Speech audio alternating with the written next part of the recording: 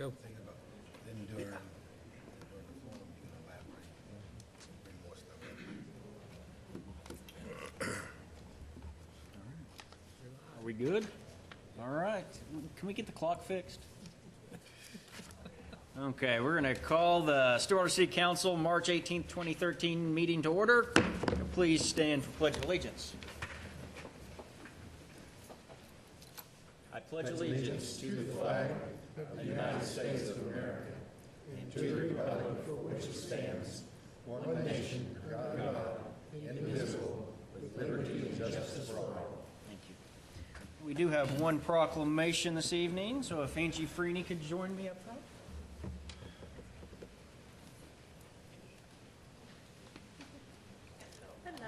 And we have Angie Freeney here with Payne County Youth Services. Our proclamation this evening is about National Safe Place Week. Whereas the youth of Stillwater will determine the future strength of our country and will be the bearers of our democracy.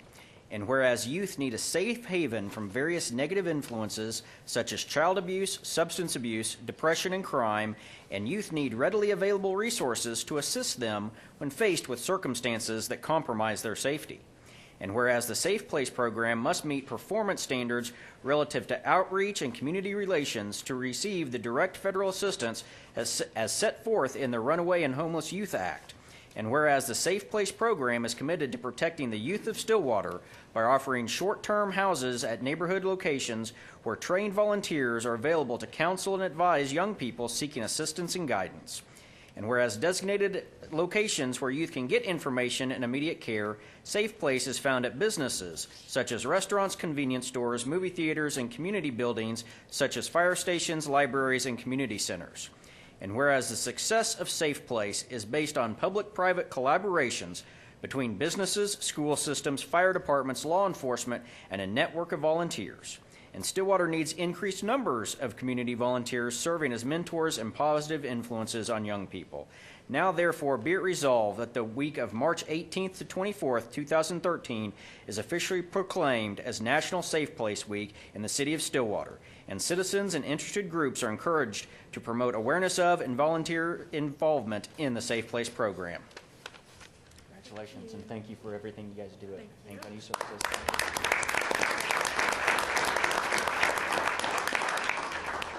I just want to say on behalf of Payne County Youth Services, thank you to Mayor Bartley and the City Council for your support of the Safe Place program. We continue to have about 2 to 4 kids access Safe Place every month in Payne County, coming to our youth shelter. So it's a very successful program, thanks to our fire departments and libraries and different businesses. So thank you. You don't mind?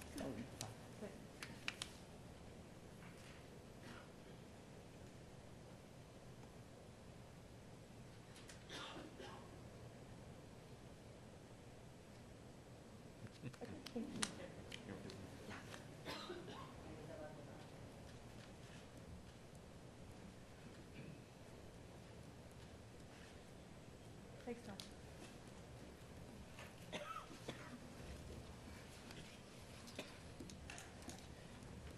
And that takes us down to our consent docket, and we have items A and B on the consent docket. Any counselors wish to remove item A or B? Not as I move approval. I have a motion on the consent docket and a second.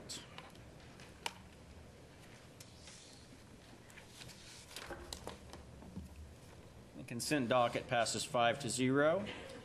Don't have any comments not for public hearing, so that'll take us on down to public hearings. In our first public hearing, receive public input regarding a request to rezone property 213 West Elm, 119, 123 South Duncan, 102, 106, 120, 126, 132, and 136 South Husband.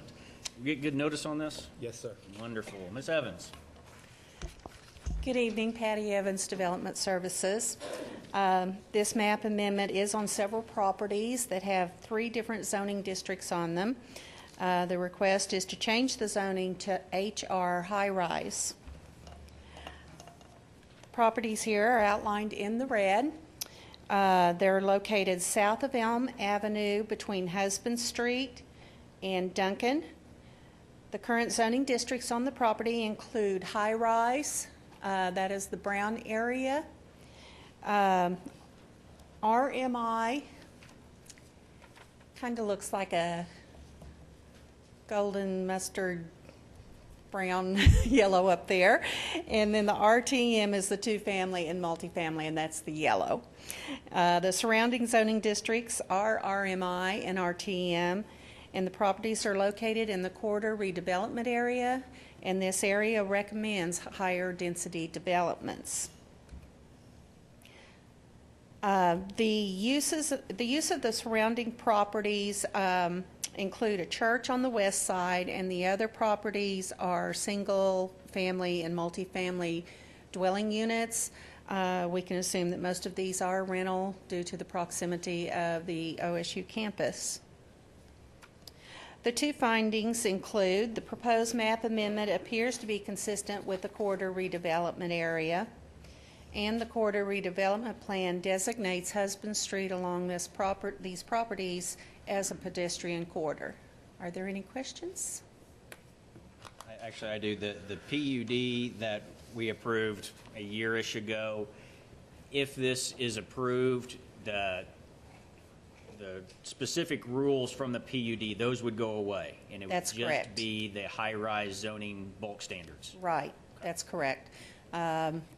It does away with the planned unit development, and the development will be developed with straight zoning. If they need any variances, then they can go to the Board of Adjustment for those instead of through the PUD process. Question? You said most of the area surrounding this is rental property. Is there a specified neighborhood in that area that would have any objections to this? We have not gotten any calls, emails, notifications of any objections. And I don't believe there was anybody at the Planning Commission that objected or spoke up, so. And everyone within 300 feet, of course, was notified. I'm sorry? All property owners within 300 feet were notified. Yes, they were. Okay, thank you. Thank you. We'll open up our public hearing, and we do have one request to speak in favor. Kelly Harris. Good evening, Kelly Harris with Keystone Engineering, located at 923 South Lowry, here representing the developer, owner, and the multiple owners of these tracts. This request is for the high-rise zoning district. What that entails is, like we just discussed, taking off the PUD overlay and just rezoning those original 5 tracts there to the north that are brown. Those were the original PUD tracts, so it would be taking off that overlay district, rezoning those to HR, and then the additional land to the south, which since a year ago the developers have either gotten contracts on or have purchased since then. These tracts are located within the corridor redevelopment plan, and the developers actually had the opportunity to provide input into those code changes while those were taking place. And the city staff was very receptive to their input, and it was greatly appreciated. They worked well together. Those changes have allowed this development that we're currently working on to go forward as a use by right if this rezoning goes forward. With Husband being the pedestrian corridor, which is along there's the cursor, the east side. That's the pedestrian corridor. We have flipped the parking garage, and actually we've redesigned the entire site, and we flipped the parking garage, and they'll take access from Duncan, which is on the west side.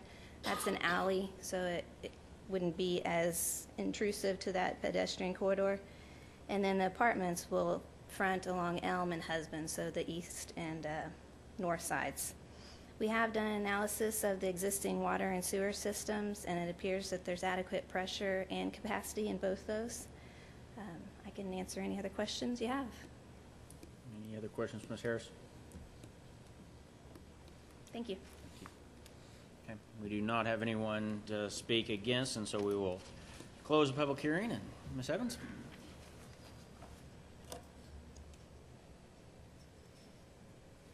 At its regular meeting on March 5th, 2013, the Planning Commission voted 7-0 to accept staff findings and recommend that the City Council approve the map amendment as presented. Any additional questions? Questions? Okay, all right, thank you. I would move approval. I would second. I have a motion, a second, to accept Planning Commission recommendation.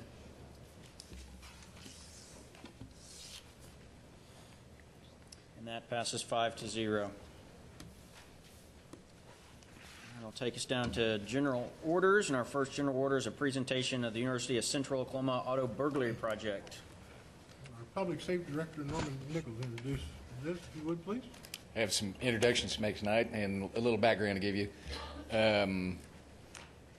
About over 18 months ago, we entered into discussions with Mr. DeWade Langley, who's here tonight as the director of the Criminal Justice Program at the University of Central Oklahoma, and our very own Mike Jenkins, who retired as a sergeant here, longtime detective and sergeant here at the Stillwater Police Department, and has entered a second career in the criminal justice field at UCO, and James Lofton, who is working on his graduate degree. One of the most prevalent crimes that we have in Stillwater is what we call burglary from auto or larceny from auto, and it's just driven us crazy.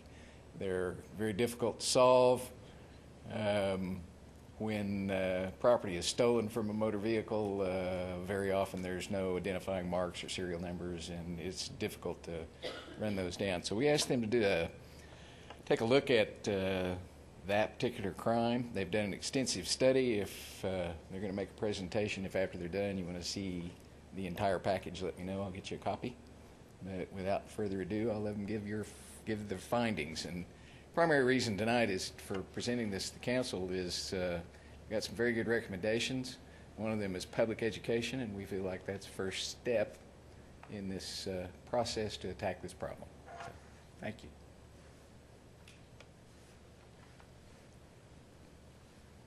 Thank you, Norm, and thank you for allowing us to make this presentation this evening. I want to start off with a very brief video that kind of gives you a little background on the Center of Innovative Solutions, so you kind of know where we're coming from.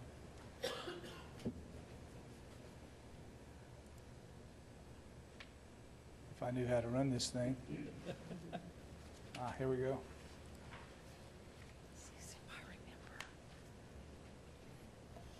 Yeah. Now hit restart. There we go. Rarely does an opportunity present itself that allows an educational institution to directly and immediately impact society in a real-world environment. Today, because of the foresight of Stillwater leaders, in a partnership with the University of Central Oklahoma, such an opportunity is being realized. Long recognized as having one of the finest departments of criminal justice in the country, UCO expanded that capability recently for an exciting new application. What if law enforcement professionals who possess voluminous amounts of data about crime and related behavior, but have few resources to process it into immediately useful information, and academics with exactly those capabilities could address a problem plaguing a majority of police departments and reach a solution that was at once usable in the field? In 2010, what can be only described as a real-world think tank, the Center for Innovative Solutions was formed to harness the academic power of the university and couple it with working professionals in the law enforcement community, and then translate that into advances in the criminal justice system. For over a year, the center has teamed with the Stillwater Police Department, and in conjunction with the department's community outreach program, has gathered data on automobile break-ins occurring in a targeted area of Stillwater. Research began with a complete and expansive literature review to uncover any existing information on the area of study. In addition to providing indispensable data, students were exposed to significant real-world problems, enhancing their value in dealing with real-life scenarios. Center personnel collected and carefully analyzed and evaluated information in search of trends. Other salient information that could be extrapolated and provided to other communities across the nation was sought to add to the package, allowing it to benefit other cities and police departments. The Center searched for and obtained specialized software. In this case, the Automated Tactical Analysis of Crime, or ATAC. This highly specialized software is currently being used by the Department of Defense for its predictive component, which assists in the projection of future crimes.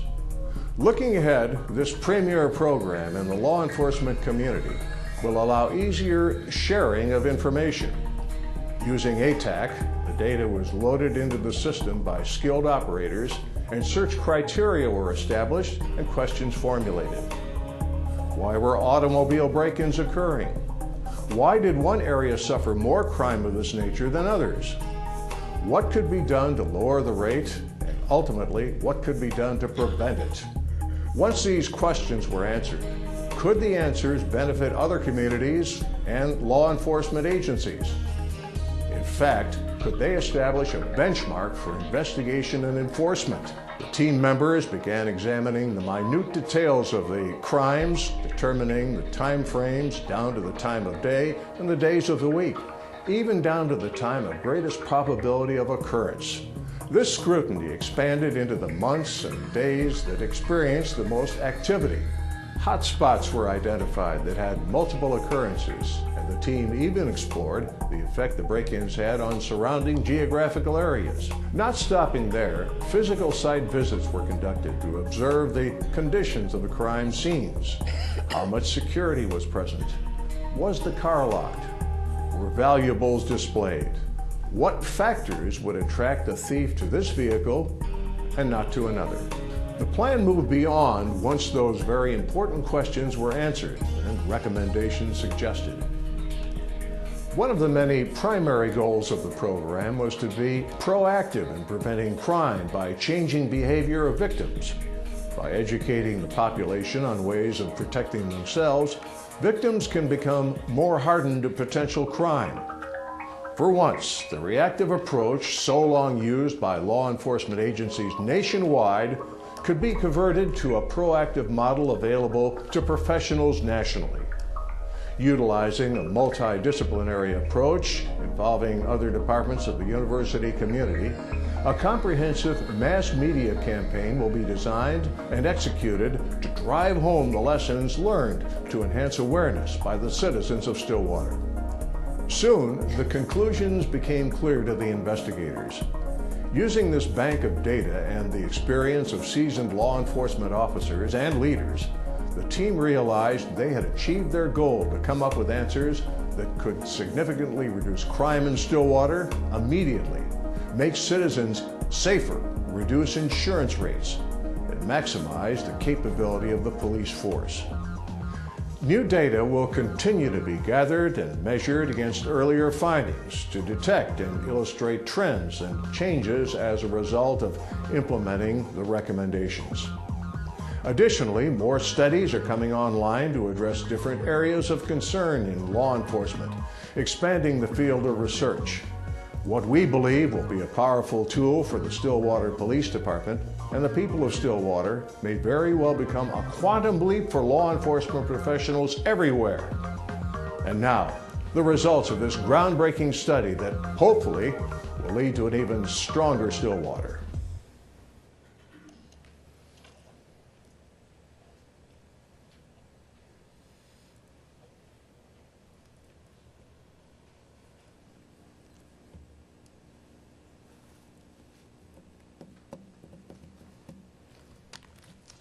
Okay, thank you.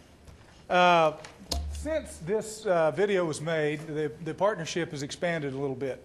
The University of Oklahoma State University Police Department has also agreed to participate in this project, as well as the District Attorney's Office. So now this is very much a very collaborative effort. We'll go through these slides quickly. I won't spend a lot of time because I know that you're pressed. It's not on the screen. Okay. Blake, would you put them up, please? There we go. Ah, there we go.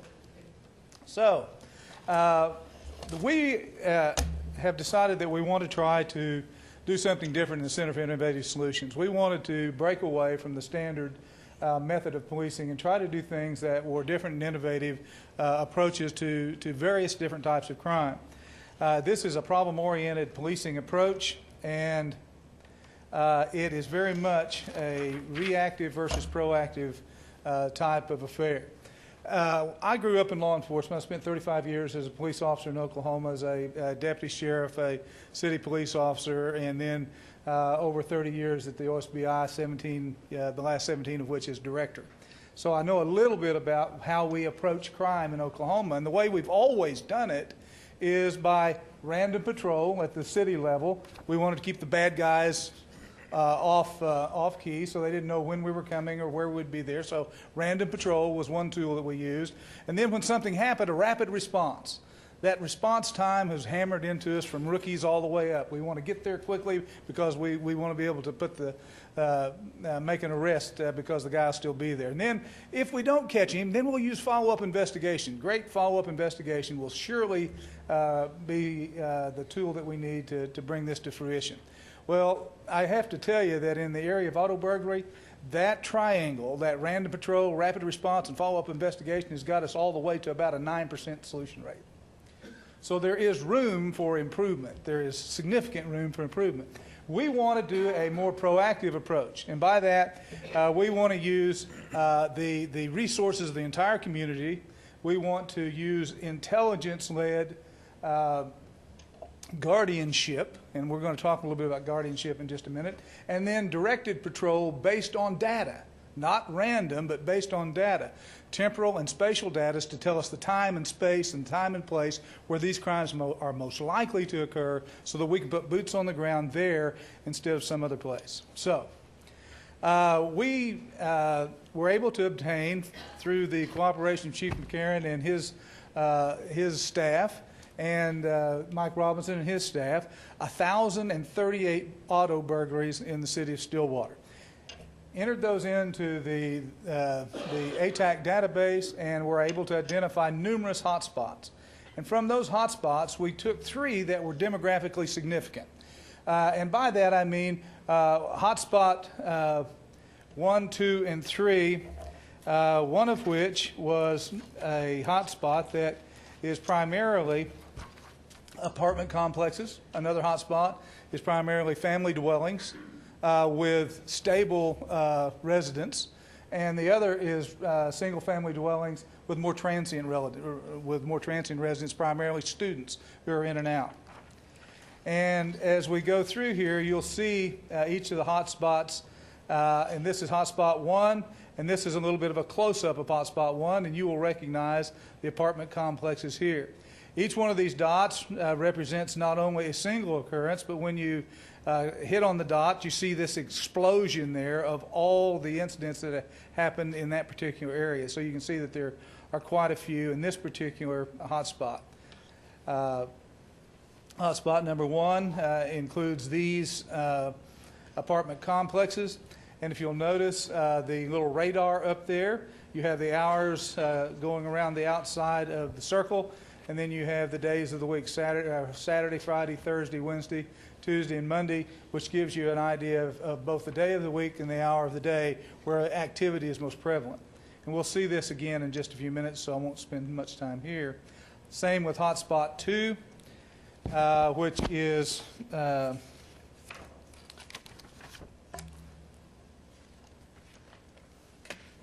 the single-family dwellings, which are more stable. Then hotspot 3, single-family dwellings where most of the college students or transients might live, or people who are more transient. We went back to those hotspots at night, as it mentioned on the film, and we took pictures so we could see what the environment looks like. We're talking about environmental criminology here. And you're going to see in just a few minutes a triangle that will give you an idea of the elements of the environmental criminology triangle that we're trying to affect. And so we went and looked at these areas in the evening to see if they were well lit. As it turns out, this one's not terribly well lit.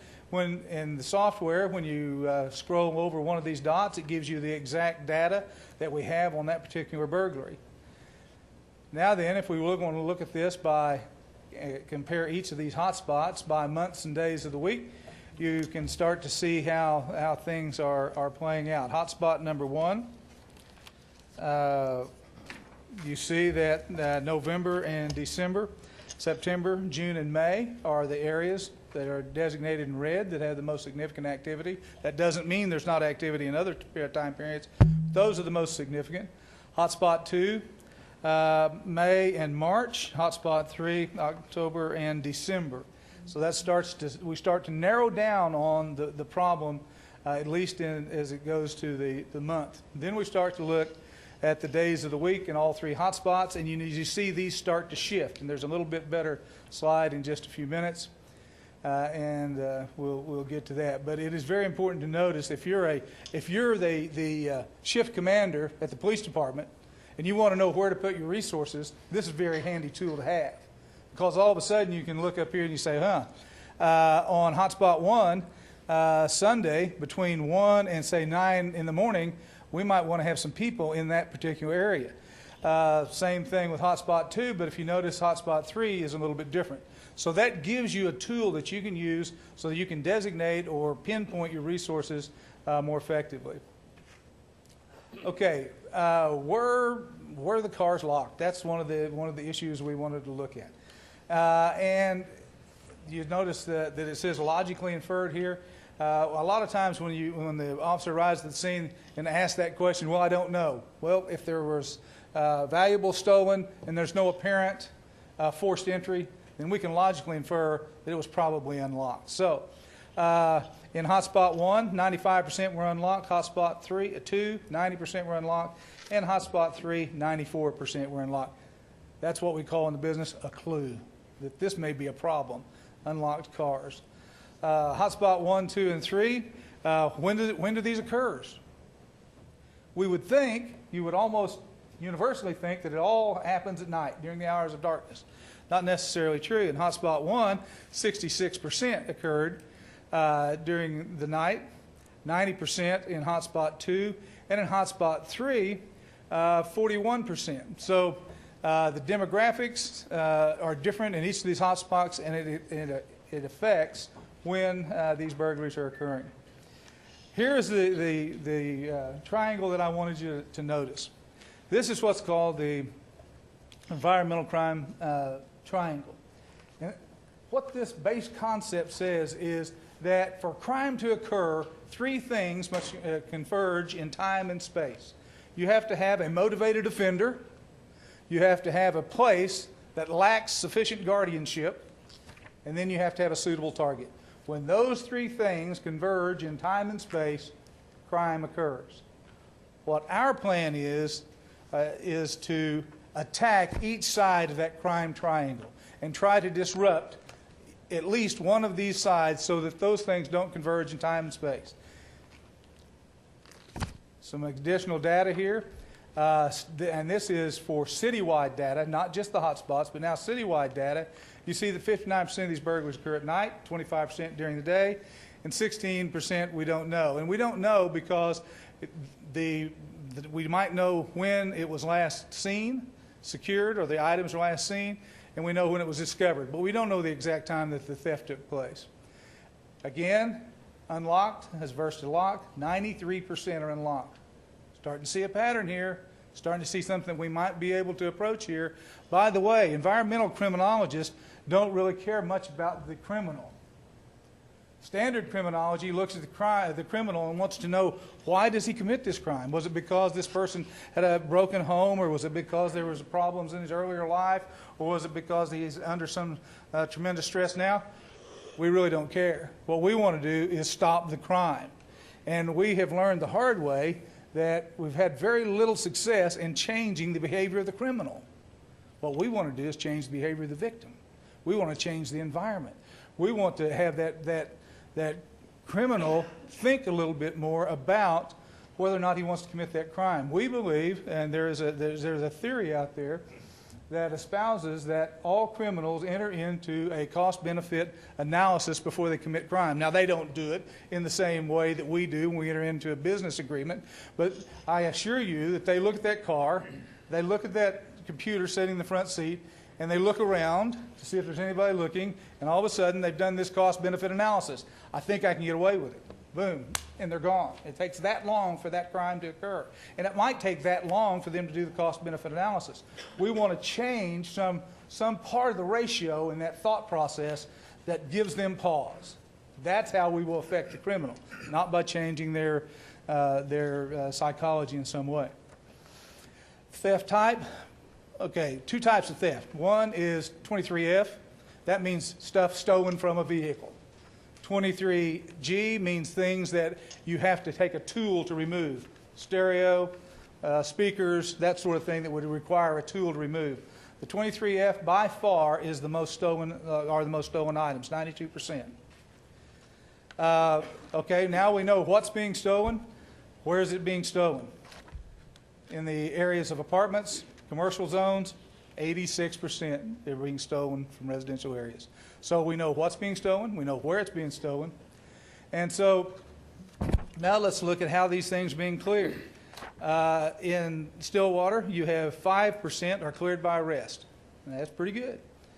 4% are, okay, yeah, that eludes me. It's exceptionally cleared. Basically what that means is there may not be enough evidence to prosecute.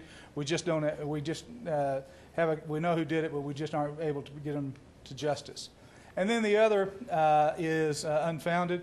And then the 90% represents those that just go unsolved. So what we have here is this crime triangle again, and again, the whole purpose is to disrupt this triangle. So we want to do a review of the literature. We don't want to reinvent the wheel, so let's look at what's happened. So we looked at the West Coast, we looked at the East Coast, and we looked at the center. What we find is in Chula Vista, California, Fresno, California, and Dana Point, California, all implemented programs similar to this and with great results. Chula Vista, 40% reduction. Fresno, California, 75% reduction. Dana Point, 40% reduction. On the other coast, Charlotte, North Carolina, 38% reduction. Carlton, Texas, 89% reduction. That's remarkable. One thing I want you to note is that in these cities, they all took particular approaches to one or maybe two angles of that triangle. What we're going to do in Stillwater, and the program that we've developed for Stillwater, attacks all three branches of that triangle. It attacks the victim, it attacks the motivated offender, and it attacks the lack of guardianship. So this program should have a very strong and powerful effect. Very similar, our program has similarities to the others in that we use a particular problem-solving model called the SARA model. We're recommending some environmental changes. We have collaboration between law enforcement, community, and elected officials, and advertisement to increase awareness and provide prevention tips. The differences is, some of the differences are that we are going to be using public service announcements, hopefully television and radio. We're going to use electronic media for the first time, Facebook, Twitter, websites, and Code Red here in Stillwater allows us to reach out to specific areas so we can reach into the hot spots with the message of lock it or lose it.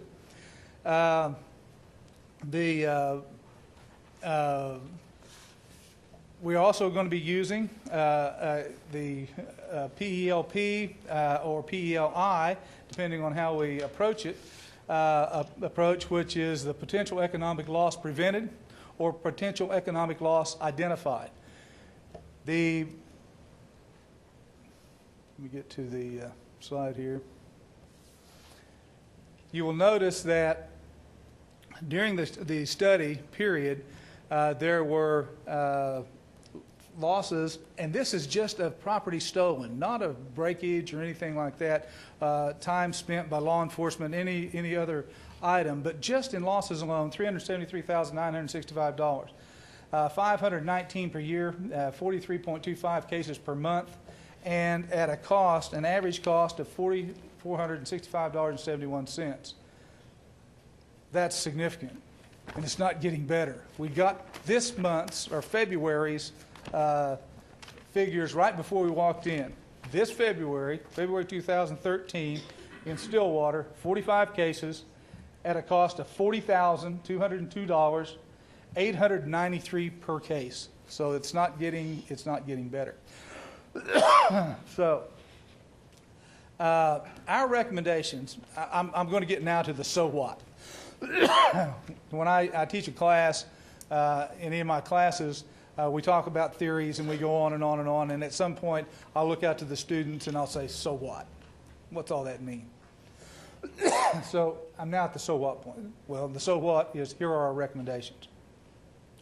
Basically, two areas that we recommend. Media recommendations directed toward potential target and victim. We want to change the way people think and act as far as victims are concerned.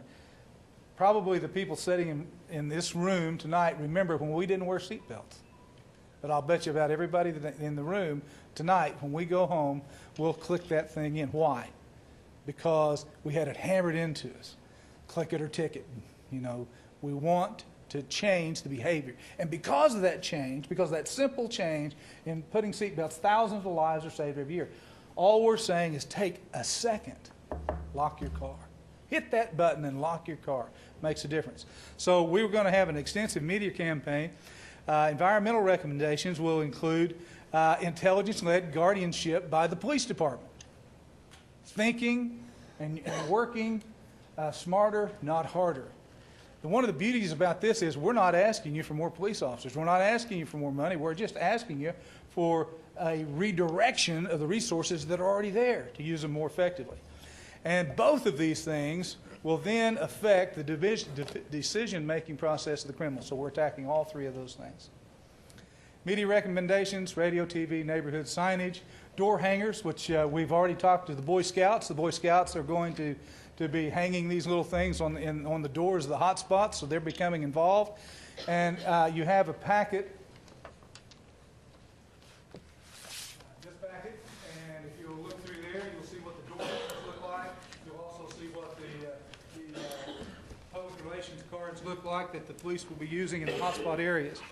So, again, I mentioned the social media with Twitter and both the Stillwater Police Department, the OSU Police Department, Facebook and websites.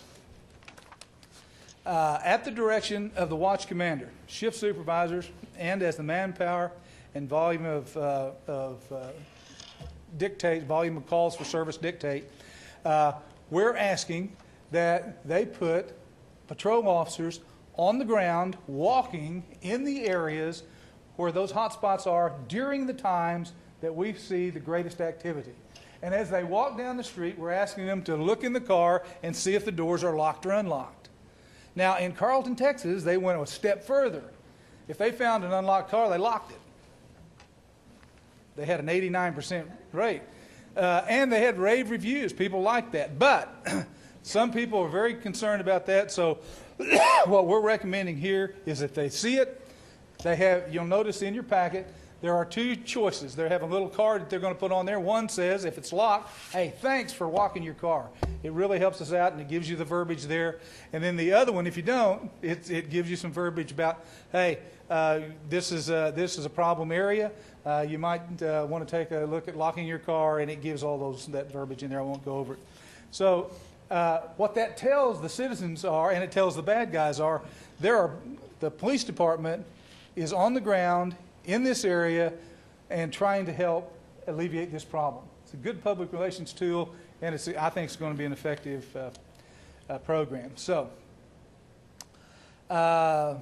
these are just patrol card placements, and at the end of the shift or at the end of the time that they spend in there, they'll call into the dispatcher.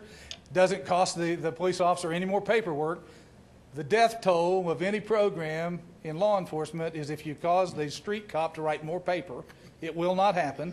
So all we're asking is when they clear the area, they tell us how many cars they found locked and how many they found unlocked. That's all we need from them to know how we're doing. Okay. Visual inspection, so on and so forth. These are some little, these were kind of some prototypes of the lock it or lose it door hangers. You have the more likely ones there. So I'm going to wrap up with this, and then I'll be glad to answer questions.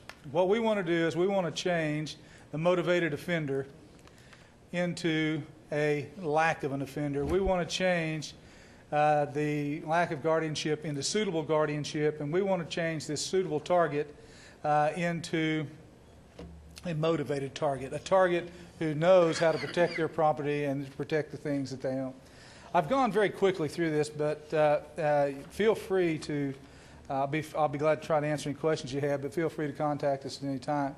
And we'll start to, our target date to start the implementation of this program is April 1st.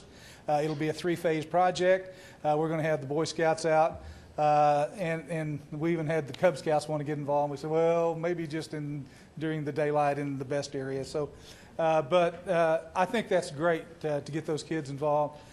So we're going to start the entire program in the month of April, beginning April 1st, then kicking in probably full blast about April 15th. So that's where we're headed, and be glad to answer any questions. Do we have any questions? I have one, and Sure. It might just be a common sense question. Did I hear you correct when you said you're not recommending for the officer to go ahead and lock the car, but we're going to put something on it that says your car's unlocked? Now, well, that's a good target, right? No, we're going to put something on all the cars in there, so you won't be able to walk down the street and say, ooh, that's got a tag on it. Okay. So they're going to have all of them are going to have. The only difference is going to be the way the card reads. So you won't be able just to walk down there or drive by and see the ones that have it. The recommendation, our initial recommendation was that we lock the cars, but there's some concern about that. So that's a call that you all have to make. I would most certainly be in favor of that, but that's a call that you all have to make and that the officers have to make. But at this time, we're saying at the very least, we identify those that are unlocked. Have other jurisdictions that you either worked with or looked at their protocols, did they lock? Carlton, Texas. Carlton, Texas? They're the only ones, but they're the only ones that did this type of, that particular recommendation. And they did lock the cars, got excellent reports from the citizenry. Of course, they probably had a few that, when you lock the car and they don't have a key, or they had their keys in the car, it might have been a problem. But where did Matt go? You might want to pitch in here.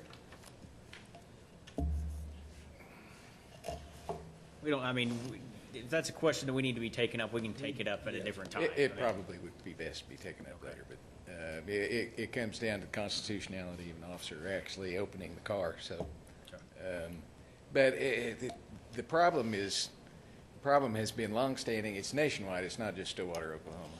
But a couple of weeks ago, we had 7 firearms taken out of cars, and they were unlocked. Some of them were loaded.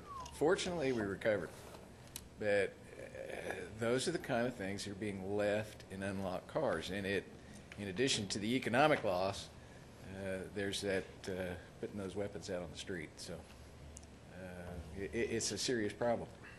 And we've been working at this for a couple of years, trying to figure out how to attack this problem, and we think this is a good plan. I might conclude with one statement. This is extremely economical.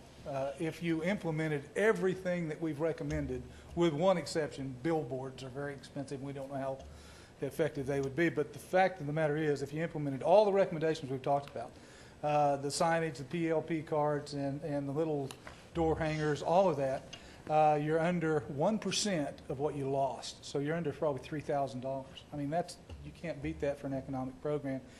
If it prevents a fraction of the crimes that we believe it will, it'll certainly pay for itself. Thank you very much. I really appreciate the opportunity.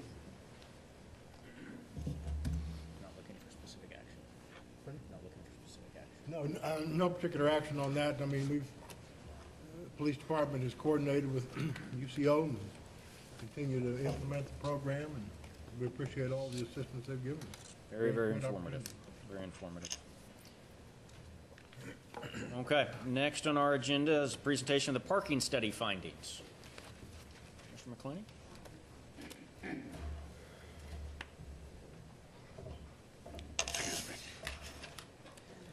John McClenny, External Services Director. Going to do a little bit different tonight in that I'm going to make the recommendation before you hear the report. I think it's important to note, and we think it's important to note, that the council's not being asked to adopt or implement anything tonight. The consultant will present an action plan, and there are things in the action plan that can be implemented administratively. There are things that will have to be brought back to council. There's probably items in there that are going to require additional public meetings and public input to make sure that they're definitely right for Stillwater before we implement them. And so what we're asking is that you simply hear the report, ask questions, give input, and then keep the steering committee that helped develop this report in place to guide the implementation of the action plan. And just very quickly, I want to introduce the members of the steering committee, some of whom are here in the audience tonight. There was Mike Buchert with Oklahoma State University Long Range Facilities Planning, Ivel Gregory with the Greek Neighborhood Association, Steve Spradling, Oklahoma State University Parking and Transportation Services, Andrew Wilson with City of Stillwater Police Department, Melinda Gray, City of Stillwater Court Clerk, Steve Green, Downtown Stillwater Business Improvement District, Nigel Jones, Oklahoma State University Long Range Facilities Planning, Jason Peak, City of Stillwater Transportation, Jim Beckstrom with the Westwood Neighborhood Association, Ron Beer with the Westwood Neighborhood Association, Paula Dennison, City of Stillwater Development Services, Chad Watkins with the Washington Street Merchants Association, Chris Norris, Campus Corner Merchants Association, Alan Brunken, who is a retired OSU professor and architect, was a citizen member, Tom Jordan with the Greek Neighborhood Association, Mark Lambert with Westwood Neighborhood Association, and Judy Rhodes, who is a retired school teacher and also a citizen member. So with that, I will introduce our consultant, Matt Inman with Carl Walker Consultants, and he will take it from here.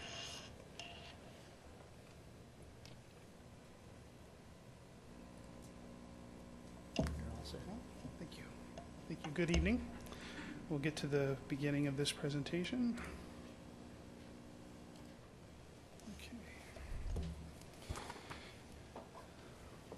I was asked to keep this to 15 minutes, so we're going to really be giving a very quick overview of the study. It's actually quite a long report. There's a lot of information in it, but we will be touching on the high points.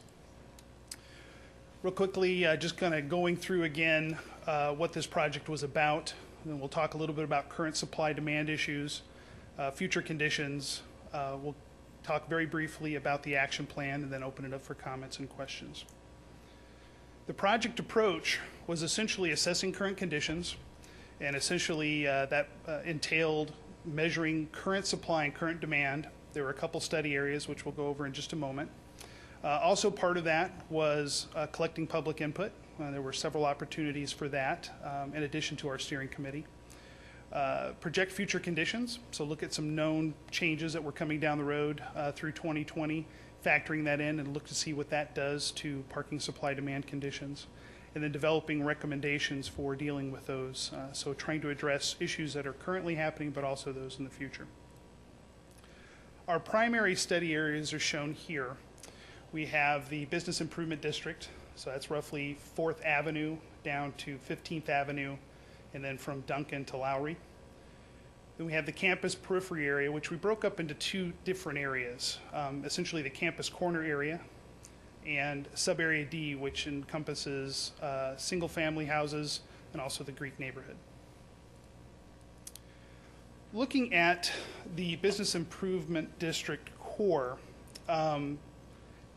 back up maybe one slide here. This is the entire study area for the bid. When we did our supply and occupancy surveys, we looked at the core of that, so essentially 6th to 10th, and then again Duncan to Lowry. So this core is where we did our counts. In the campus periphery area, again, there was also a section that we did core area right around Campus Corner. We also did some snapshot counts in the sub-area D area. But looking at the core, there were 835 on-street spaces that were part of the survey, 797 off-street. We add those together, you get 1632. Now, we don't assume that everybody is going to park in every parking space. We have what we call effective supply, and that assumes that some spaces are going to be used inefficiently. It could be somebody taking up 2 spots, could be some sort of special event condition or construction that's taking spaces out of service. But it also deals with the movement of vehicles in and out of a parking lot. If it was always 100% full, people would become very, very frustrated. So we reduce the on-street supply to 85% of its capacity. We reduce the off-street supply to 90% of its capacity. That's what that blue line represents, the effective supply. That's what we can hope to use effectively. The pink bars show the occupancy that we saw, and it's an average over 2 days. This is a snapshot, so there are going to be some days that are busier, there are going to be some days that aren't as busy. And one of our recommendations, just skipping ahead to some of that, is going to be updating these counts over time. So you have a better idea of how occupancy changes throughout the year. And we'll be providing all of that data, all our count sheets, so that can happen relatively efficiently. But as you can see in the bid core area, with 1,632 spaces, 1,428, again, our effective supply, at peak, there were 867 spaces that were used. So that gives us roughly a surplus of 560 spaces. Now, there are going to be some areas that are busier than others, of course, but generally speaking, if you're willing to walk a block or two, there is a parking space available for you. Now, these figures show individual parking areas and how busy they were during that peak time. So if you see the blue areas, they were generally 40% utilized or less. The green, 70% to 41%. The yellow area should be orange, but it changes a little bit with the projectors.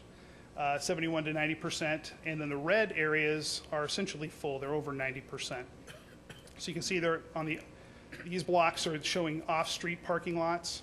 These lines are showing block faces where on-street parking is available. So you can see if you're willing to walk a block or two, generally speaking, you're going to find a parking space. We look at that campus periphery survey area, same sort of deal with the effective supply issue. And looking at the overall survey, 1,198 spaces of effective supply, 891 parking spaces were used, so roughly a surplus of almost 300 parking spaces. Similar sort of graphic showing the off-street parking areas on the left side, and on the right side showing the on-street parking spaces. And you can see the on-street was a little more utilized in the campus corner area, as you would imagine, with OSU being right there, plus all the businesses and homes.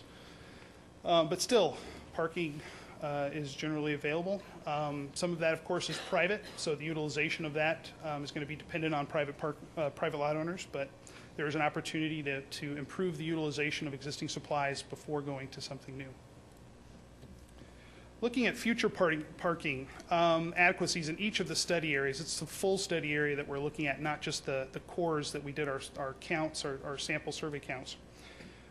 This is taking into account some adjustments that were provided by the city for new employees, potential new residents, 10% general growth in the population of Stillwater, and some known new developments.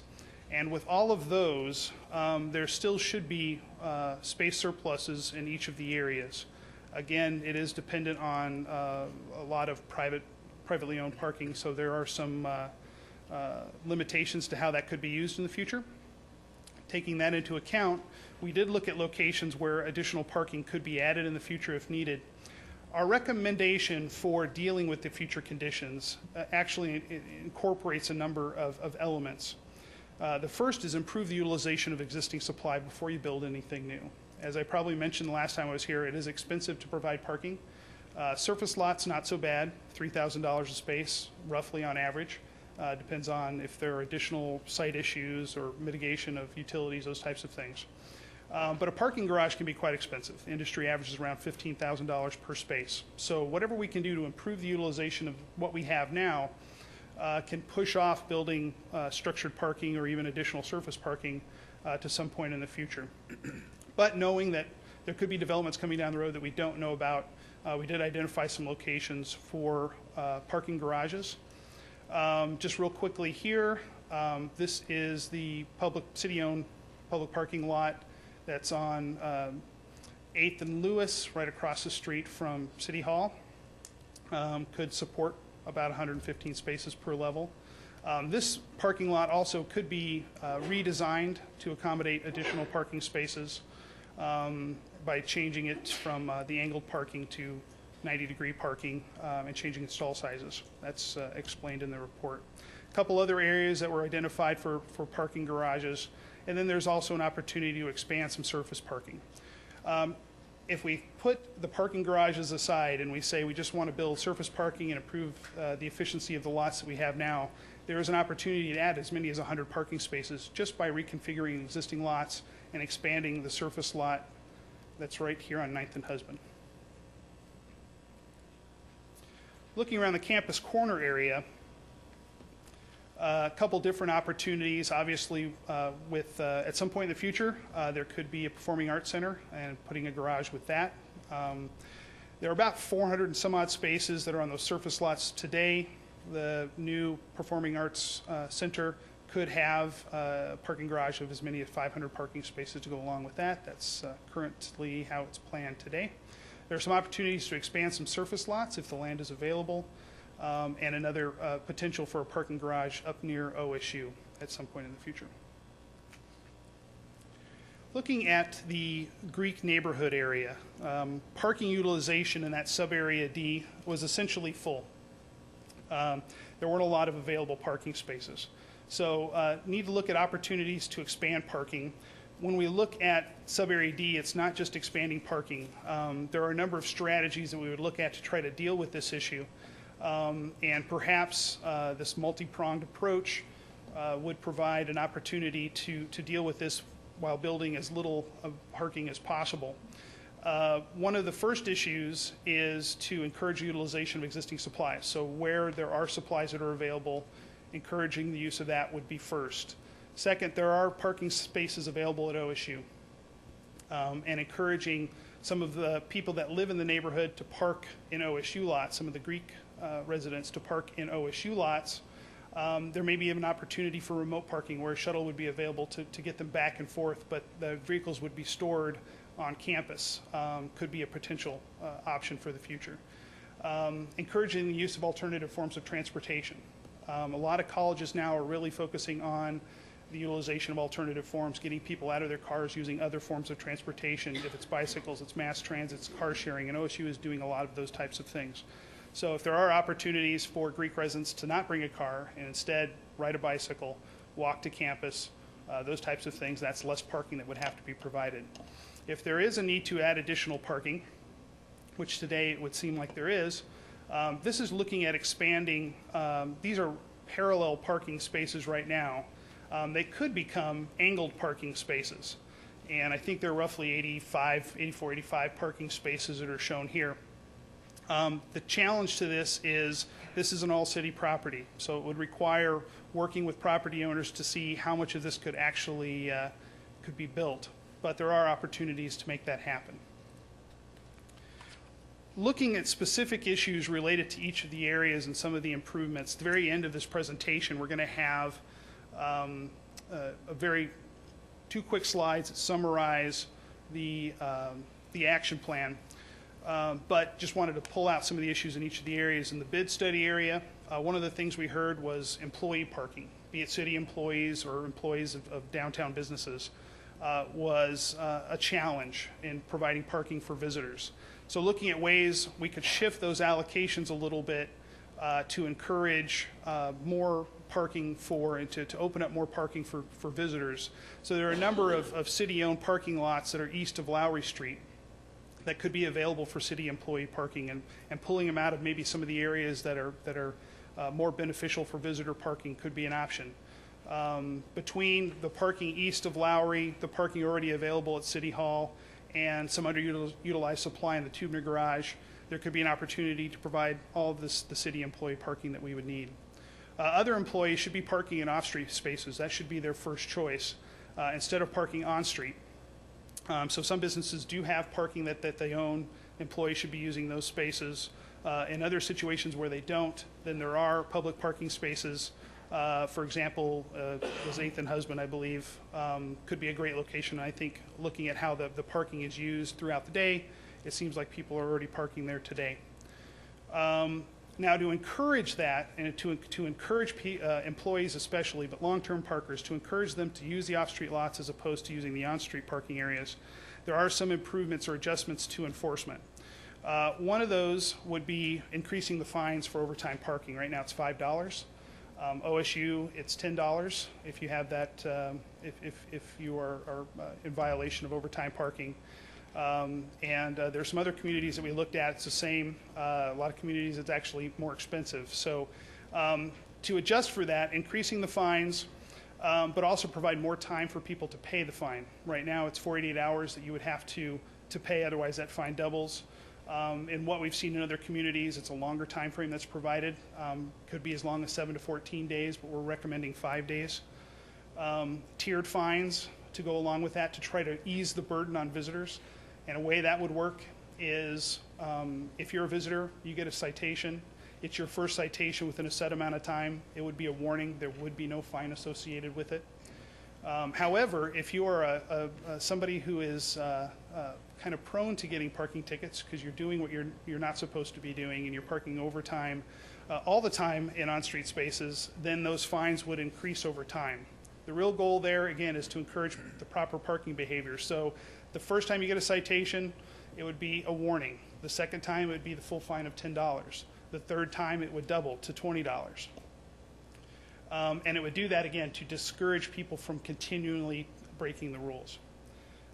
Adjusting the ordinance to stop reparking. Right now, if somebody parks in a on-street space, to reset that time, all they have to do is move the car. They can stay on that block face, they can move right to the next space, and their time starts over again. So employees are able to go out, move their car every 2 hours, and be able to take those visitor parking spaces. You can stop that by adjusting the ordinance to require you having to leave the block completely before you can restart that time frame. Fort Collins, Colorado is one place that we've recommended this. They've done it, and it works really well. But to make that happen, and also to make the tiered fines happen, there would be some need for new technologies so that we could track vehicles better. And there are two recommendations relative to enforcement technology that we had. One was the actual enforcement software, so we can track vehicles. We know when the last time a vehicle got a citation was, so we can institute the tiered fine program. But also mobile license plate recognition. This is something that's used in a number of communities that we've worked in. Works very well. Essentially what it is, a vehicle is going to have cameras that are mounted around it. They can drive around, and they can record license plates to track the time that the vehicle is parked there. Once they go around again, and if they find that vehicle again over the time limit, it alerts the enforcement officer. They're able to issue a citation. Since it uses GPS, we can tell where they parked and on what block face they parked, so you can enforce a change to the reparking. Some of these things are going to apply to all areas as well, so changes to enforcement that might happen in the bid would also be something that could happen in campus periphery as well. Managing parking based on demand. I think that's the real big thing to take away here, is that through continual measurements of occupancy, we can adjust the management strategies to get the type of parking behaviors that we want to see. If there's a specific area that's overutilized, adjusting the time limits is one way to deal with that. If there's an area that's underutilized, again, adjusting those time limits. If nobody's parking in a 90-minute area, maybe that time limit's too short, and it should be 2 hours, should be 3 hours, and see if we can increase the utilization. In perimeter on-street parking areas where nobody seems to be parking, or it's very underutilized, getting rid of the time limit completely and maybe using that as long-term parking until demands change, until development changes and there's a need for that on-street parking at some point in the future. Looking at the campus periphery area, again, improving the Greek parking situation, which I've already talked about. Extending hours of time limits where needed. We did hear from some business owners in the campus corner area that once the time limits end, it encourages students to park in those spaces to take their night classes, but they still need those spaces for their customers, be it a restaurant or a retail shop that's open during evening hours. So extending those time limit hours, even just a couple hours, would provide them a little bit more time so that they can still deal with their customers and maybe discourage some of that commuter student parking, and maybe they should be parking on campus when campus parking opens up for open parking. Contractor parking was another issue. There were a number of recommendations in the report to deal with that, and again, same thing, managing it based on demand. Neighborhood issues. That was one of the first things I think that we had to deal with when we were starting to look at the issues. We actually started talking about neighborhood issues before we officially kicked off the project. Some of the specific issues related to neighborhoods, and this is neighborhoods in general. This could be used anywhere in the city of Stillwater. No parking in front yards. And looking at other communities, that seems to be pretty common. There are a number of reasons why that happens. It's aesthetics, it's resale values of homes, it's safety, but that should be discouraged.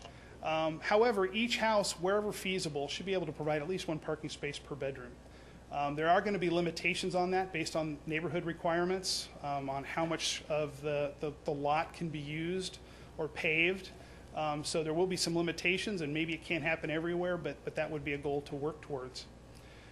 Dimensions for on-street parking is also another issue that needs to be addressed. And looking at what other communities do, most communities would be requiring a 10-foot traffic lane and actually an 8-foot parallel parking zone. So if you wanted to have 2 lanes of traffic along with parallel parking, it could be as much as 36 feet. That seems to be what most communities do today. There are a few communities that do much less. Portland, Oregon, for example, I think 24 feet is the minimum. But they make assumptions that vehicles are going to pull out of the way when somebody's coming the other direction. And I'm sure driving through the neighborhood, you might have run into this. I know we ran into it when we were doing our surveys and our field work, where you're going down and you've got parking on both sides of the street, you're driving down the lane, and the garbage truck comes while you're driving. And now you have to back up, which is not terribly safe. So each community may be a little bit different, but I think it's important for the city to determine what those dimensions should be. So again, 10 feet for a traffic lane, 7 feet for a parallel parking zone is what we're recommending at this point, but that's just a preliminary recommendation. This is something that should be discussed more. It is important to understand that there are some communities that really weren't built for parking on both sides of the streets along with 2 lanes of traffic. So this requirement, if you were to say 34 feet, it would probably eliminate on-street parking in some neighborhoods. Work with OSU to reduce the overflow. Obviously, one of the issues the neighborhood has to deal with is overflow from folks in the Greek neighborhood that don't have enough parking today, commuter students that are parking. There may even be faculty and staff members that are parking in the neighborhood because they don't want to pay for parking on campus. So we need to work and educate the community, need to make some adjustments using existing ordinances before we go to a permit program. So there may be a need to, for example, on one street, maybe it's no parking between certain hours, so we discourage commuter students from parking there all day or faculty staff parking there all day, or even homeowners leaving their cars all day. Or it could be more targeted than that. There could be a pseudo permit program that goes along with that allows residents to park in those areas but nobody else, and they have the permit that they can do that, but it's not necessarily a full residential permit program. However, while that permit program is typically going to be the last option, should start the process today to determine what that ordinance would be. How is that going to be structured? Hopefully it would be a community-focused permit ordinance, and we provided recommendations in the report for that. It would be something that if the community felt it was an issue, they would be able to start that process, or the city would be able to start that process. But putting an ordinance on the books today is going to just be a tool in your toolbox. You'll have it if you need it in the future. The next 2 slides are a summary of the action plan. It's probably going to be very difficult to read. I won't go through all of the issues, but I think the big important first pieces to this are finalizing mission, vision, and guiding principles for the public parking program. We did make some recommendations in the report for what those should be. Designating a city department as responsible for parking, and work to create a more unified system so parking is managed and operated in a uniform fashion across all the areas. It will certainly be key, having a place for folks to call to get help so they know if there is a parking situation, exactly who to talk to, improving the neighborhood parking situation, improving the Greek neighborhood conditions, improving the utilization of what you already have, again, improving and adjusting enforcement to better manage and operate the parking system. There are some updates to parking zoning codes that we're recommending, improving marketing and communications, those types of things. Looking long-term, obviously there is a need to deal with special event parking, so you're going to refine strategies for that. Start to develop, even though you might not need it right now, start to develop some strategies to fund future public parking needs. There's just a number of different things, almost 30 different recommendations that are included in the action plan, so there are a lot of things that can be looked at. We try to keep it very, very flexible, and you may not follow right along with the short-term time frame and the long-term time frame. It may change a little bit based on your needs, but there are a lot of tools in this toolbox, so hopefully as things pop up and change in the future, there are a lot of opportunities to be flexible. And that's the presentation. Good. You guys have any questions on the presentation? And I know there's a whole lot more information in there, so. There is. And I want to stress that as you begin the implementation process, if there are ever any questions, we're always just a phone call away. We'd love to be involved with it, and I'm not saying as a project necessarily, but we always do this for all of our clients. So as questions pop up, feel free to call anytime. We're here to help. Thank you very much. I think what, one thing that John McClain said, I want to reiterate, I think it's been really valuable, the steering committee. We've had great people working on this, and I really hope we can keep that committee together. I think they're going to be a really valuable asset for the city and for the council as we move forward.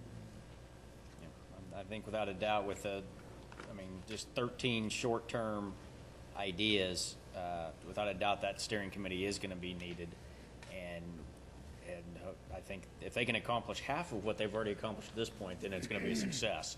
And I think it's going to take that public input to make sure we get the specifics without it being so overly broad, but very tailored to what we need it to be. So I think that maintaining that steering committee is critical. Any other questions or comments? And Mr. McClenny, what was your recommendation again? What action were you specifically looking for us?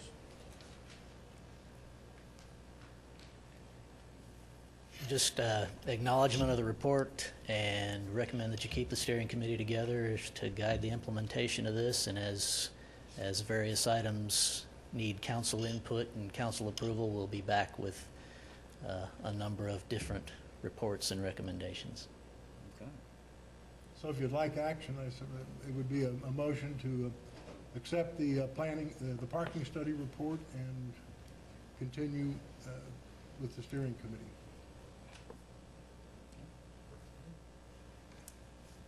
Someone that would like to make that motion? I move that we accept the report and continue with the steering committee. Second. We have a motion and a second from Councilor Pena. Just a comment, accepting the report is different from approving the report, just to make note of. And now that we have it and we have the recommendations, we have time as council members to absorb it all and come back with any guidance or any suggestions for the group and the staff. So That's the way I interpret it. Absolutely. That's the way I interpret the motion. It's exactly what we were asking. Yeah. I think that's the only way that this is going to work, because there are so many things that are going to require additional vetting as to whether or not they're going to work Too in Stillwater. comprehensive, too many components to expect you to approve all those at this point. Take them one at a time as we go, with input from the steering committee. this might be a good study session topic later down the road if we, once we have time to consider and think about it and look at the report. Any other comments or discussion? before we vote? It's time, sir.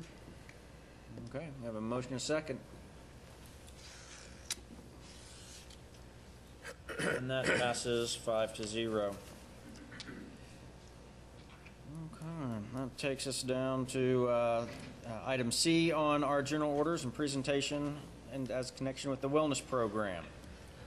I was not here at the last meeting where that was discussed, but as I understood from, I looked at the video of the meeting and talked to staff, that council didn't take an action on it, but it was suggested that we advertise an RFP to private providers to see what they could provide as comparison. And I think we have all those results back, and hopefully we can answer some of the questions that came up earlier. So, Christy Looper, if you would, please. Good evening, Council, Mayor. I'm Christy Looper. I'm interim HR manager. I want to thank you for your time tonight and this opportunity to provide you with more information. Tonight, staff is requesting your approval for the investment of $59,688 for fitness equipment. This facility is being recommended as part of a total wellness initiative as a proactive approach to impacting our medical plan cost. The facility has the potential to impact 875 members when you consider our full-time employees and those spouses who are covered under our health insurance plan. The investment will cover total purchase as well as the maintenance and training for a 3-year period. Breaking that down over that period, this equates to a $19,896 investment per year, even though we are requesting the initial or the full amount at this time. This breaks down to a per member per month of investment of $1.89. That would reach all 875. For comparison purposes, we have illustrated tonight a 25% utilization or enrollment. So 25% utilization, the investment is broken down of $7.57 per month per member utilizing the facility. It is important to note that under this proposal, the investment does not vary by enrollment or usage for the city facility. It is a total in package of the $59,000, regardless of those numbers using the facility. Studies show a conservative return on investment of numbers of between $2.71 to $5.60 for every $1 invested. As we did discuss previously, the costs do not illustrate the need to provide cleaning services. We have discussed the utilization of Empower, which I don't know if everyone is familiar with it. This does create a beneficial contract between the city to have a reduced rate for those services, as well as give back to the community to help rehabilitate or to train those workforce activities to some adults in Payne County residents that can be then trained in the workforce and hold full-time jobs elsewhere. We did receive proposals as requested, and we did receive responses from 3 local providers. The investment for these providers is difficult to determine as costs will fluctuate based on enrollment. The more employees who participate or enroll in the program will result in a higher investment. We did again base the participation dollars shown. The lowest proposed option, based on a 25% enrollment, would be $191,000 over the 3-year period for comparison purposes. The $31.42 per member per month is illustrating again the 25%. If we considered a 50% enrollment, that would change the investment to over $380,000 over the same 3-year period. To give you an easier comparison of the proposals, this is just a quick comparison of the investment for 2, and again, all things considered, the 25% utilization. When we look at why wellness in the workplace, presented a large amount of information to you last time, and this time attached to your council report, you do have a Wellness on America information packet. The Wellness Council of America provides this information you see here. Physical fitness components are an important part of any wellness campaign. When we look at local wellness, we talked to Meridian Technology Center, who does have an employee-only on-site fitness facility, and they indicate that 72% of their staff has completed all necessary steps to utilize the facility. Oklahoma State University recently indicated that their wellness initiatives have reduced their medical cost. They have an active campaign in place as part of the America's Healthiest Campus campaign. We are looking to impact the funding dollars needed for the city's medical cost. We see this as a proactive investment to help reduce and stabilize those costs. A proactive way to do so is through a well-rounded wellness campaign. The dollars amount that you see here is for the entire wellness campaign, including the fitness center, but does not represent just the fitness center alone. I'm here tonight asking if you have any questions and requesting your approval of the fitness facility portion of the wellness initiative as proposed. Any questions? How many institutions responded to your proposal? We received 1 no-bid proposal and 3 responses. Okay. 1 complete proposal? 1 said that they would not bid, that we had asked to, and then 3 responded with a dollar amount response. And what I'm about to say is just information, so just read it that way. Okay. Meridian Technology did implement the same program that they have re-implemented a few years ago, and it did start at a very high rate of participation. But within 3 years, it was down where they sold all the equipment for pennies on the dollar. This is a second round that Meridian Technology Center has tried for the wellness program. So somehow it is very well established in the beginning, but as time goes on, for some reason it falls off and the equipment just sits there. Yes, sir. So I don't, sitting up here, I don't want us to get trapped in that because I very much support wellness. Right. That would be part of the year-round ongoing education campaign. You have to break those habits and form new habits. And so we'd have to keep reminding our employees of the utilization, and what our end goal is not only impacting the city's funding of the health care dollars, but also their own funding of their health care dollars. And so we're hoping by it being a win-win for both, we can encourage that. We do have in our provision of the contract that we're looking at a buyback provision. So in 3 years, at the end of that time period, if we're not seeing a return on investment, we do have some buyback potential there that would further reduce our financial impact. Any questions? Do you have anyone else have questions? I think it's a safe assumption that people that want to work out will. Mm-hmm. And one of the more important things, and I only saw one line through the two reports and then the wellness council, and there was more in that, but I haven't heard anything yet from what is our implementation plan, what is the incentive plan, what is the educational plan. All we've gotten right now is, hey, let us go spend the money to buy the stuff. Yes, sir. But what is the plan to educate? What is the plan to incentivize the actual use of the equipment? Is the cart before the horse here? We have a multi-year phase-in program that we're looking at, not only biometric screenings, but health numbers, know your numbers campaign, the education. All of that does tie back to the physical fitness component. So if you look at any of the main chronic conditions that we're looking to address, the heart disease with $35,000 for a stroke or heart attack write-off, all of those tie back to we need to get more physically active.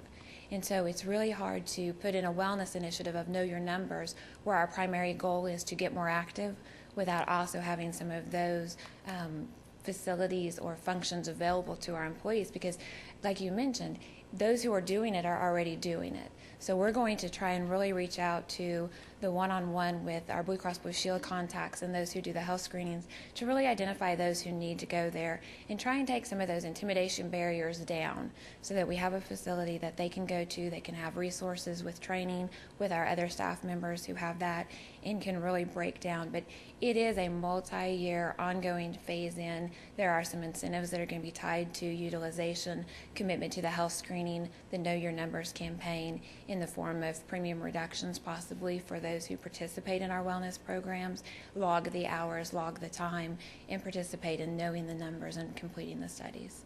But there is a lot of behind-the-scenes information we do have that we're looking to phase in. Okay, and I think that's one of those that was a hole in my knowledge that hasn't been shared. There'll be multiple incentive plans. I think that those employees who adopt this, use it regularly, and that there will be a way to monitor that participation, and there will be some kind of incentive rewards. Mm-hmm. Also, some things that can be done to encourage some competitive things among employees as well. So it's a whole series of training and incentives to get the participation. And again, obviously, the more participation, the more money we can save. And that was one of the things that was the key driver to our own on-site facility, is because we're not paying for cost of a membership that someone doesn't use. We're actually being able to spend the investment and then drive the utilization. But the funding for that, or the investment for that, is the same regardless of the numbers that use it. So if we can steer 25% in and eliminate 2 heart attacks, then we've paid for ourselves. On the other side, based on the enrollment, you have additional administration if you do an off-site facility that we're reimbursing or paying premiums or benefit packages for another gym. We may be paying for an enrollment benefit, but not seeing them utilize that benefit.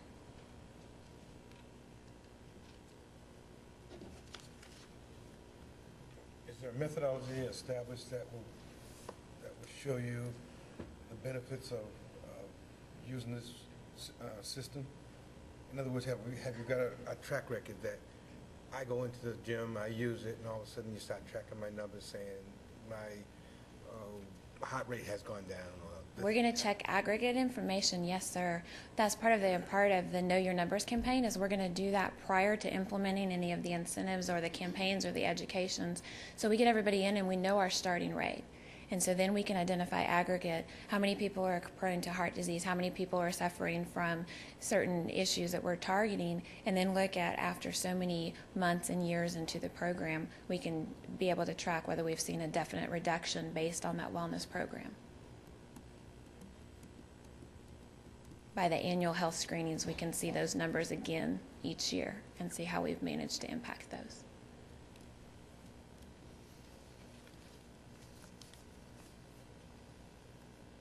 What's the total dollar you're asking the council for? $59,688. This has come with a recommendation, just a reminder, from when we did the budget this year, the operations group recommended a contingency fund of nearly $500,000.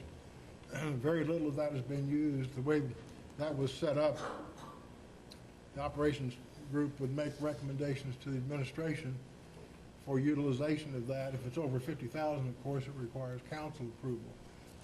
This is I think one of the second recommendation to use from that contingency fund for this particular project. So that's where the funds will be. There will still, I believe there's still would be over $400,000 remaining in that fund as carry forward into the budget that we're working on. My last question, I think I asked it the last time, and I'm trying to get a warm fuzzy on this. What about privacy issues? Who's going to be privy to the information in terms of, I use this particular facility and now here's the information? Who carries that information? Who gets control of that information? We will have aggregate or group total health plan information from the Know Your Numbers campaign. Our administrator for our medical right now is Blue Cross Blue Shield. So they will be doing the on-site screening, and they will know your individual numbers, and we'll know how many times different members went to the gym.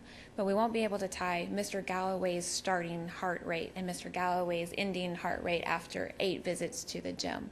We'll be able to know that as a health plan, we started out with 60% in the concerned area for heart disease, and after the different plans that we have, programs and that we're going to phase in, at the end we wound up with 20% who were in that same health plan. So it's not going to be an individual basis. We'll be able to track utilization of the membership as far as how many people are going, how many different people are going, and how many times, but we won't tie that back with their health information. It has the same protection as your other medical health information, with the same protection, privacy protection. So across the board, all the participants, all the potential participants will benefit by the few that do Yes, sir. use the service. Yes, sir. That's the ultimate goal, is that we don't have to reach 100%. The more we can, the better off we are, obviously. But we're really targeting those who are in that higher risk category, who are driving those health plan dollars. And so if we can reduce or eliminate just a key few incidents of a health crisis, then we've saved the plan and the funding of the plan overall with this investment. Question. Are you, as administrator of the whole deal, It's going to take some, I mean, I'm listening, so it's going to take some indirect cost. It's going to take some time. It's going to take the plan, which we haven't seen. Are you very comfortable with the way the program will be set up and operated according to a plan? This is not just an idea we're funding, it's a plan. No, I understand. I understand. I've looked at it, I think, with the facility we have, with the cooperation we have from Blue Cross Blue Shield. I'm convinced that the program is very manageable, and it's well thought out, secure, and with our medical expenses exceeding $6 million per year, if we can save 1% of that cost, that more than pays for this equipment. So it's, and I'm convinced it will save more than that. If I go once a week, it'll help. More than that. I will hold him to that. And I'm not picking on you, please, no. No, I understand. I think, and I think statistically, I've read a lot of reports.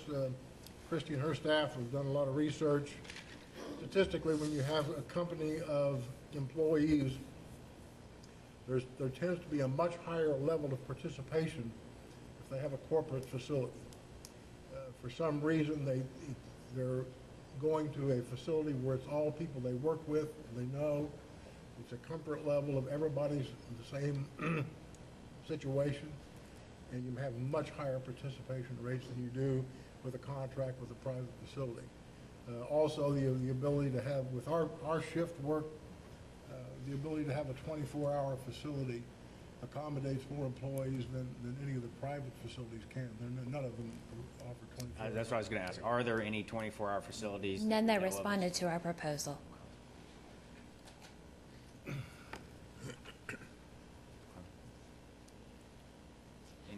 But I don't think, the admin team's looked at it, we've all looked at it. If we didn't believe this was going to save more money than it cost, we wouldn't be recommending it, I guarantee you. Any other questions? Okay, so staff's recommendation is? Staff's recommendation is to fund the purchase of the equipment. At the figure of, At the $59,688, sir. thank you. You're welcome. I want that for the record. If it's something the council's not comfortable with, we'll put it on the back burner and leave it there. Or if there's more information that you need, we're totally flexible. I'm going to make the motion so that we can, I move that we accept staff recommendation. Is there a second to this motion? Second. There's a motion, a second. Discussion.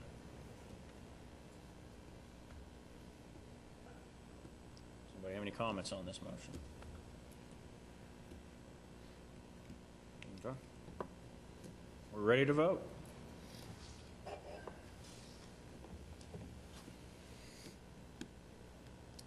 That motion passes 4-1 with Councilor Weaver voting against the motion. Thank you, Council. I appreciate your time tonight.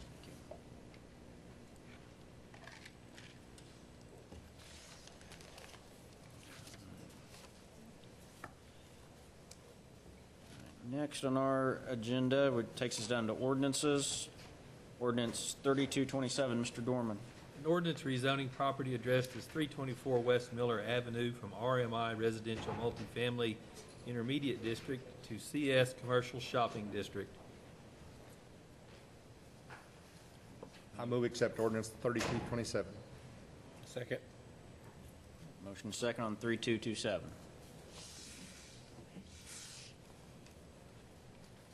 Passes 5-0. Ordinance 3228. An ordinance rezoning property addressed as 421 North Husband Street from RSS Residential Small Lot Single Family District to CS Commercial Shopping. Motion on 3228. I would move approval. Second. Motion is second on 3228.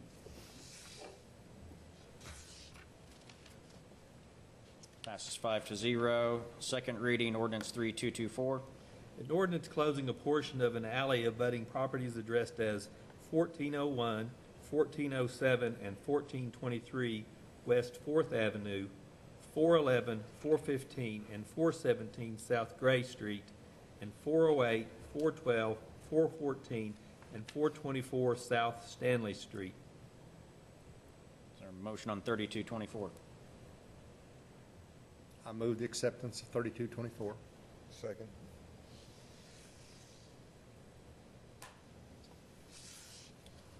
That passes 5-0. Also on second reading, ordinance 3225.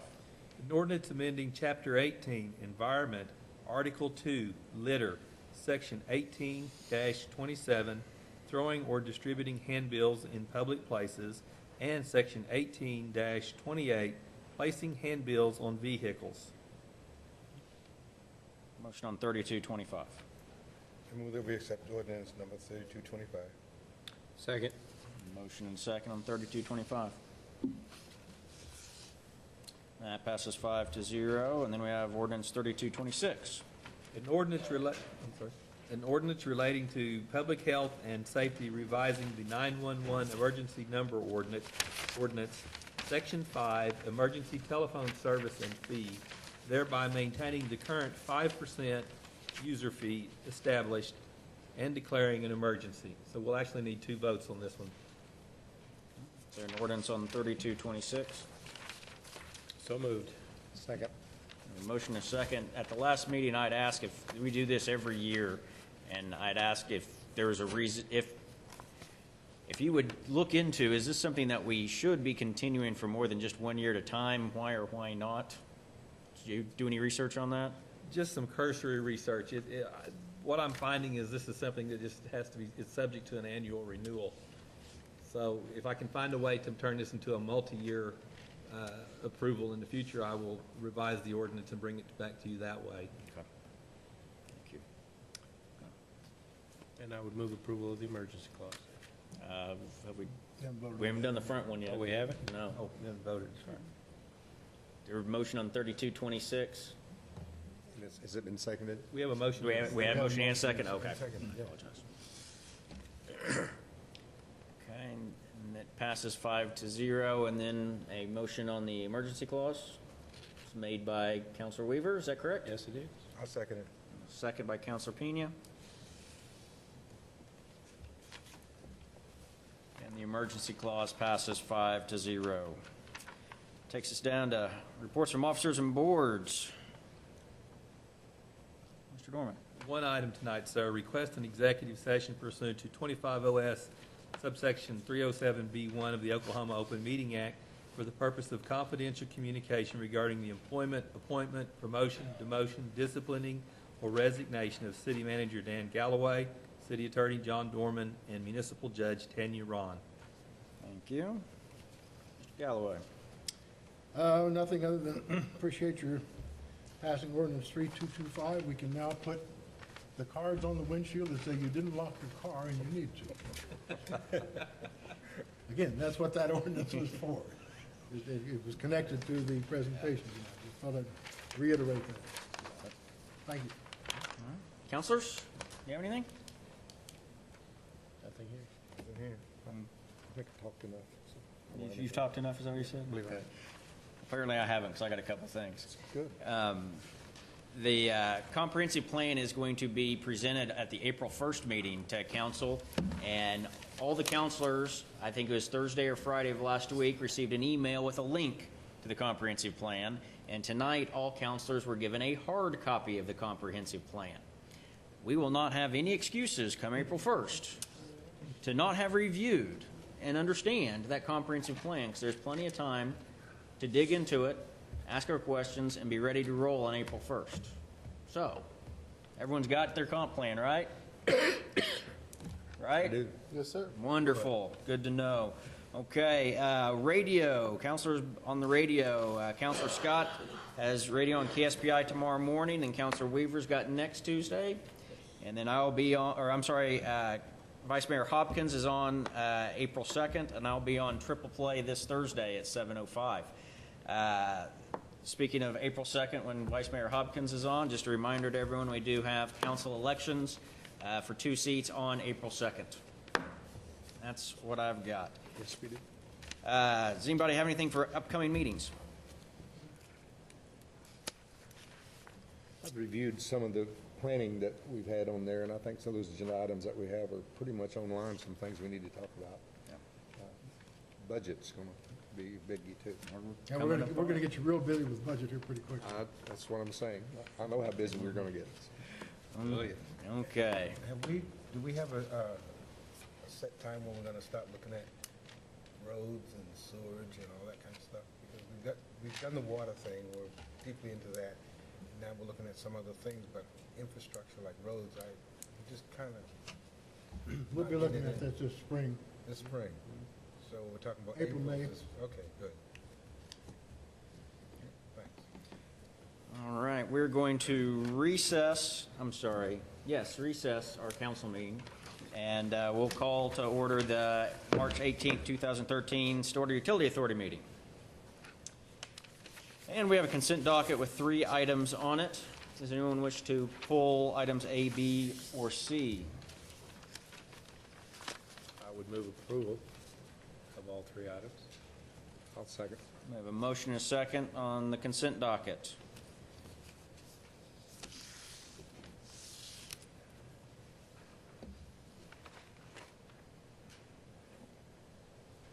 And it passes 5-0. That was fun. Is there a motion to adjourn SUA? I make a motion, we adjourn SUA. Second. We have a motion and a second to adjourn SUA.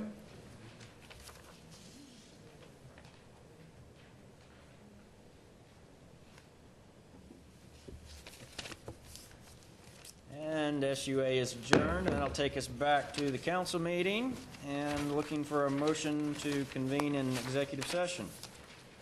So moved. Second.